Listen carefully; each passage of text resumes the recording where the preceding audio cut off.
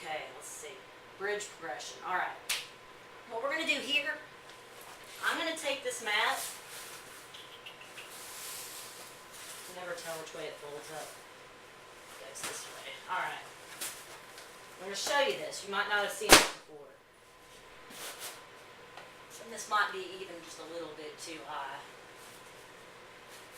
So, this is how we're going to do it. Not too high. I've seen this done with an Air-X pad, which you've probably seen before, about this thickness. What I'm going to show you, we're going to have your back on the pad with the hips off, pushing through the feet as you know how to do with a bridge. But what this is going to do, it's going to allow you to get a little bit more range of motion and kind of kick out that bottom position. Like if we're on the floor and you're lowering down towards the floor after each rep of a bridge, typically what happens, or what I feel happens, is the butt gets in the way. So the butt will hit the floor first, and so of course you have to have your client stop with the hips, with the butt a few, an inch or so away from the floor. So this will let you get a little bit more range of motion in the right way. Of course, we don't want the lower back compensating and faking hip extension by arching. So you want to make sure, so glutes are off the mat. I like to have my clients go arms out just because it stretches out the upper body, but just make sure, pulling in that belly button, you'll be pushing through the heels and everything's hip width. So count of 2 at the top. Okay, so that's just the basic 2-legged bridge using the mat against the back. So what I like to do from there for the next progression is a marching bridge, which with my clients what we'll do is come up and hold the bridge position and then alternate just a marching motion.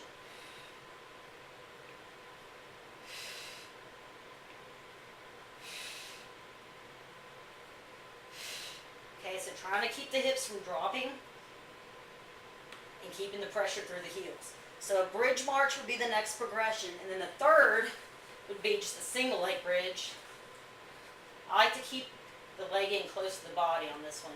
Lots of different variations. I've shown a few videos of different ones, but I think it's easiest to keep this solid, which keeps this in a good position to where that low back's not going to compensate for hip extension. So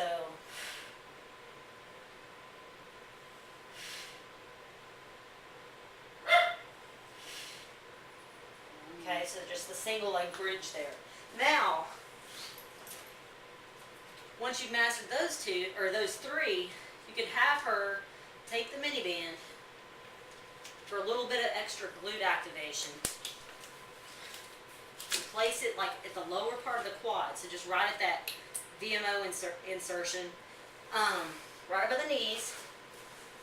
And then we'd go back, keeping everything hip width, so you're forced to push out, so it just activates a little bit more. But 2-legged this way. Okay, you could also bridge march this way. So it just makes it a little bit more challenging because of that extra resistance. Okay, so lots of good progression for the bridge. I make every single one of my clients do bridges, just because I love them for getting the glutes firing, but also it's a great kind of passive stretch for the hip flexors, because when you come up and you bridge and squeeze the glutes, it's causing a relaxation response here, so it gets them stretched out a little bit more there. And then also too, the order that I have things for you is kind of, there's a reason for it. I like to have, for doing like the hamstring stretch with the rope, I found that it's a little bit more productive to have it done before the bridges, because it loosens those hamstrings up and it lets those glutes go in on the bridge and do the work, versus hamstrings, which sometimes you'll find clients doing bridges, they'll talk about their hamstrings hurt or they're cramping up. If you throw in like a hamstring stretch before a bridge, it usually knocks that out. So it's kind of, that's a nugget of gold there. Okay.